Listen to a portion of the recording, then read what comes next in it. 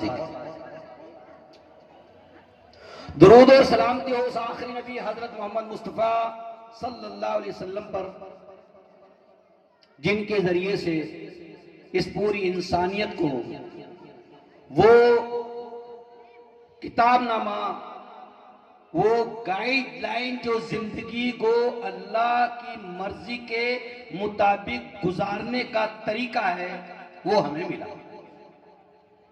आज का ये दिन जिसकी नौयत और जिसकी अफादियत की वजह से आप तमाम हजरात को यहां पर बुलाया गया है, ये 15 अगस्त का दिन है जो हिंदुस्तान में खास तौर से मनाया जाता है। और मैं ये सोचता हूं कि इसको मनाना ही चाहिए। हिंदुस्तान के 2 त्योहार हैं, 15 अगस्त और 26 जनवरी, जो यहां की हुकूमत उसको मनाने के लिए पाबंद है और उसकी पाबंदी भी करती है। अब ये मालूम होना चाहिए कि ये 15 अगस्त का जो त्योहार है हिंदुस्तान में क्यों मनाया जाता है, इसके पीछे लॉजिक क्या है और इसका राज क्या है, ये हम में से हर एक बच्चे को, बच्ची को, बुजुर्गों को, औरतों को, सबको पता होना चाहिए।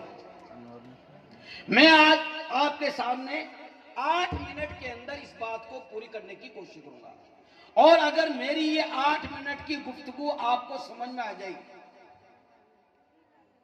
तो आपको ये वाज़ेह हो जाएगा और मेरे आने का मकसद भी हल हो जाएगा।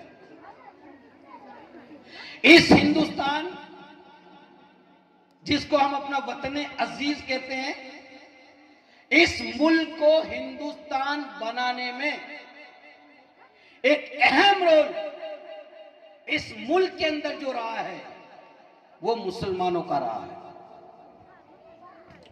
इस मुल्क के अंदर 750 साल तक मुसलमानों ने अपनी हुकूमत की है और 750 साल के अंदर इस मुल्क को सोने की चिड़िया बनाया, जिसकी वजह से पूरी दुनिया इस बात को जानती है कि सोने की चिड़िया अगर कोई दुनिया में है तो हिंदुस्तान है। और हिंदुस्तान को सोने की चिड़िया बनाने का जो रोल अदा किया वो मुसलमानों ने किया कि उन्होंने 750 साल के अंदर इस मुल्क में आकर के इस मुल्क को ये मकाम दिया। मुसलमानों के बाद में 200 साल तक अंग्रेजों ने यहां पर हुकूमत की और 200 साल के अंदर इस मुल्क को जो सोने की चिड़िया था वो सारी चीजें लूट करके इंग्लैंड लेके चले गए। और उनका जो जुल्म और ज्यादती थी, उस जुल्म और ज्यादती से ये मुल्क के अजीम के बाशिंदे परेशान होने लगे। लेकिन मैं आपको ये बताता हूं कि इस मुल्क के अंदर मुसलमानों की कुर्बानियां और इस मुल्क को आजाद कराने के लिए जो जिद्दोजहद है, जो कोशिशें हैं, वो लोगों की निगाह में आए दिन उसको फरामोश करने की कोशिश जारी है। जबकि इस मुल्क को आजाद कराने के लिए सबसे पहले शहीद होने वाला अगर कोई शख्स है, वो सबसे ज्यादा कोशिश करने वाला, अंग्रेजों से आजाद करवाने के लिए जो मेहनत की, जिद्दोजहद की और शहीद हुआ, तो वो मुसलमान ही था और वो टीपू सुल्तान सबसे पहले शहीद होने वाला। 1857 के अंदर अंग्रेजों को इस मुल्क से निकालने के लिए पूरी जिद्दोजहद की और यहां तक कि जब अंग्रेजों ने उनको घेर लिया, चंद मुनाफिकों की वजह से, कुछ गद्दारों की वजह से, कुछ जासूसों की वजह से, तो अंग्रेजों ने कहा टीपू हम तुमको माफ कर सकते हैं लेकिन तुम्हें हिंदुस्तान की जिद्दोजहद से बाज आ जाओ। तो टीपू सुल्तान ने जो जुमला कहा, हिंदुस्तान के अंदर सोने के अल्फाज से लिखा हुआ है कि शेर की एक दिन की जिंदगी गीदड़ की 100 साल जिंदगी से बेहतर है। मैं ये मुल्क अजीज तुम्हारे हवाले नहीं कर सकता जब तक इस जान के अंदर जान है। और शहीद हो गए लेकिन मुल्क को उनके हवाले नहीं किया अपनी मौजूदगी में। इस मुल्क को आजाद कराने के लिए मैं आपको यह भी बता दूं कि दारुल उलूम देवबंद की जो बुनियाद रखी गई थी, तमाम उलमाए किराम ने सोच समझ के जो प्लानिंग की थी, वो इसीलिए की कि इस मुल्क से अंग्रेजों को भगाना है। इस मुल्क को अंग्रेजों से निजात दिलानी है। उसकी वजह से हजारों उलमाए किराम को मेरठ से लेकर के हिंदुस्तान के कोने कोने में उनको जो दरख्तों के नीचे लटका दिया और लोगों के लिए इबरत बनाने के डाल दिया कि इस मुल्क की तुम जिद्दोजहद करोगे तो तुम्हारा असर भी यही होगा जो इन उलमाए किराम का हो रहा है। हजारों लोग शहीद हो गए उलमाए किराम, और उन्होंने जिद्दोजहद की। इस मुल्क की शहादत, इस मुल्क के लिए जो शहादत देने वाले हैं, उन लोगों की वो कुर्बानियां हैं जिसको हम कभी फरामोश नहीं कर सकते। बहादुर शाह जफर, जिसका खानदान और उसका जो परिवार इस मुल्क को बनाने के लिए इतनी कोशिश करता रहा, जब अंग्रेजों ने उनको गिरफ्तार किया तो कहा कि बहादुर शाह जफर, या तो तुम हिंदुस्तान की जिद्दोजहद से पास आ जाओ, वरना तुम्हारा हश्र यह है कि सुबह तुम्हारे जो दोनों बेटे हैं, उन दोनों बेटों के सरों को काट करके उनके तन से और तुम्हारे सामने थाल में पेश किया जाएगा। कौन शख्स जो ये मंजूर कर लेगा? लेकिन बहादुर शाह जफर ने कहा, मैं हिंदुस्तान की आजादी और हिंदुस्तान को तुम्हारे हवाले नहीं कर सकता। अगर तुम ये काम भी करोगे तब भी नहीं कर सकता। यहां तक कि सुबह उनके दोनों लड़कों की गर्दनें काट करके एक थाल में रख करके और बहादुर शाह जफर के सामने रखा गया कि ये है तुम्हारा बदला, और जो तुम सोच रहे हो उसकी सजा ये है। तो कहा कि ये भी मंजूर है, और उनको गिरफ्तार करके इस हिंदुस्तान में रहने तक नहीं दिया और उनको रंगून लेके चले गए। फिर बहादुर शाह जफर अपनी मौत से कुछ दिनों पहले एक शेर लिखते हैं जो बहुत काबिल तारीफ है, आप भी सुनो। बहादुर शाह जफर कहते हैं, कितना बदनसीब है जफर दफन के लिए, कितना बदनसीब है जफर दफन के लिए 2 गज जमीन न मिल सकी इस कुएं यार में। यानी जिस मुल्क के अंदर तुमने और तुम्हारे खानदान ने 750 साल हुकूमत की और इसको सोने की चिड़िया बनाया, आज उसको दफन होने के लिए इस मुल्क में रहने नहीं दिया जा रहा और दफन भी नहीं होने दिया जा रहा। आज उसको रंगून में दफन होना पड़ रहा है। उसकी कब्र पे ये जुमला अभी भी लिखा हुआ है, ये शेर अभी भी लिखा हुआ है कि कितना बदनसीब है जफर दफन के लिए 2 गज जमीन न मिल सकी इस कुएं यार में। मुसलमानों की कुर्बानियां बड़ी जबरदस्त कुर्बानियां हैं, बल्कि मुझे तो इस बात का भी फख्र है कि मेरा ताल्लुक जिस कौम से है वो कौम भी बहादुर है। हमारी कौम की माओ ने इस कौम के अंदर तकरीबन 22 सपूत वो जने जिन्होंने जो इस मुल्क की आजादी और जिद्दोजहद के लिए अपनी कुर्बानियां दे दी और शहीद हो गए,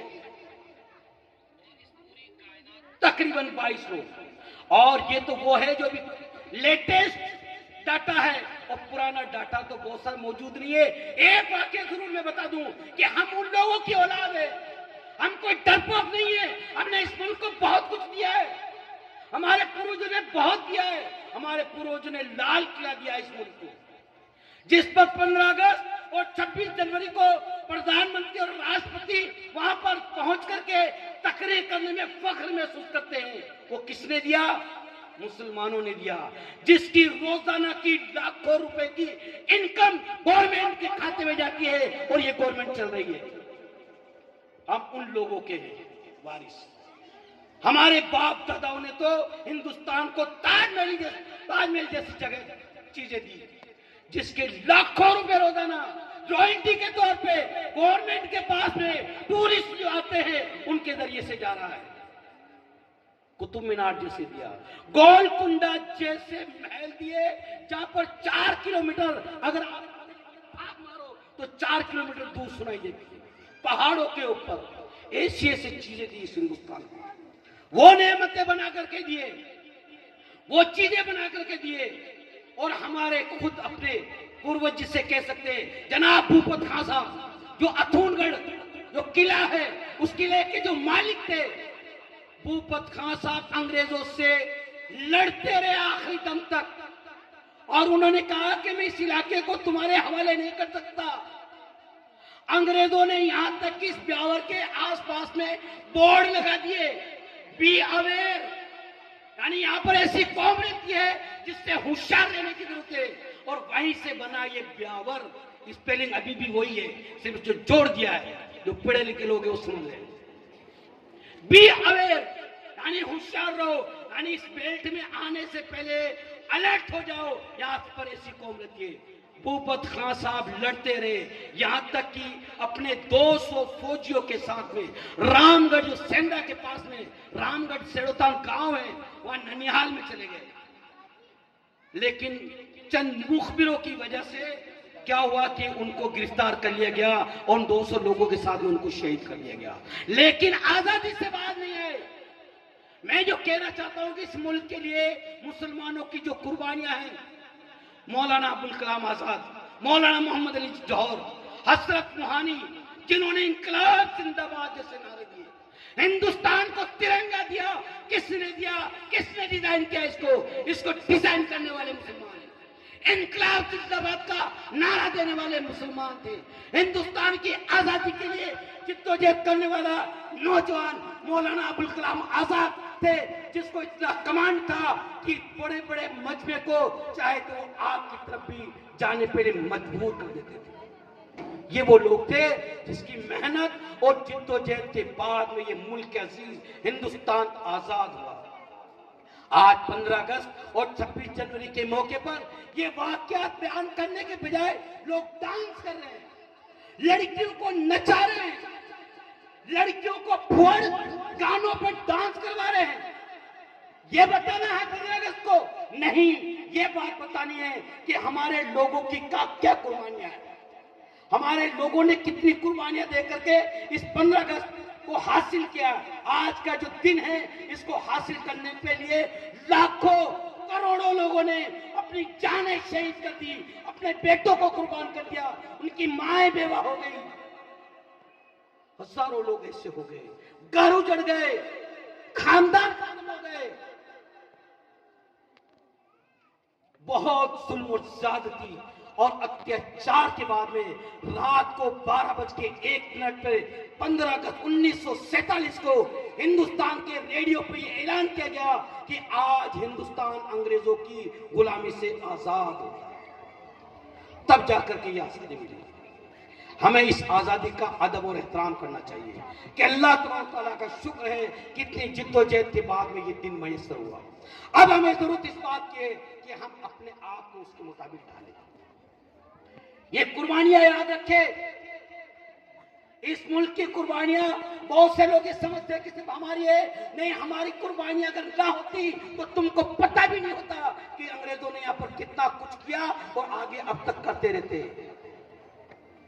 बड़ा अहम रोल है हिंदुस्तान को हिंदुस्तान बनाने में मुसलमानों का। तुम 80 साल में थक गए, अभी तुमको हुकूमत करते हुए 80 साल भी पूरे नहीं हुए कायदे से, और उसमें तुम इतने जुल्म और ज्यादती और अत्याचार में उलट गए। यहाँ 750 साल तक हिंदुस्तान को सोने की चिड़िया बनाने के बावजूद भी ऐसे जुल्म और ज्यादती कभी नहीं हुआ। ये हमें पता रहना चाहिए कि हम किसके औलाद हैं, हम किन के वारिसीन हैं, हम कौन लोग हैं। हम अल्लाह पर यकीन रखने वाले, खुदा पर यकीन रखने वाले। जब मौत आएगी अपने वक्त पर आएगी। हम किसी से नहीं डरते, सिर्फ अल्लाह से डरते, और जो अल्लाह से डरता वो किसी से नहीं डरता। खौफ खुदा होना चाहिए, तकवा होना चाहिए। हमारे बच्चों के अंदर भी तालीम के मैदान में उनको आगे बढ़ाने के लिए इन बच्चों को एपीजे अब्दुल कलाम बनाने की कोशिश करनी चाहिए कि इस मुल्क के अंदर ऐसे लोग शुरू से होते आए और होते रहे और पैदा होते रहेंगे कि हिंदुस्तान का नाम पूरी दुनिया में एपीजे कलाम साहब ने पैदा कर दिया, जो एक मछुआरे के घर में पैदा हुए, जिसका बाप मछलियां पकड़ करके उनको पालता था। वहां पर एक शख्स पैदा होकर के पूरी दुनिया में हिंदुस्तान का नाम मिसाइल मैन के नाम से जाना जाता है। ये सब क्या है? उनकी कुर्बानियां हैं। अल्लाह तबारक तआला से दुआ है कि अल्लाह तबारक तआला हमें इसका शऊर अता फरमाए, हमें इसके बारे में मालूमात अता फरमाए, और ताकि हम जहां भी रहे पूरे एहसास से बरतरी के साथ रहे, न कि एहसास से कमतरी का शिकार हो। अल्लाह तबारक तआला हमें इस हिंदुस्तान की इस आज़ादी को और बरकरार रखने के लिए हमारी तरफ से जितनी हो सकती है वो पूरी करने की कोशिश अता फरमाए। आमीन सुम्मा आमीन। वाखिर दावाना अनिल हम्दुलिल्लाहि रब्बिल आलमीन।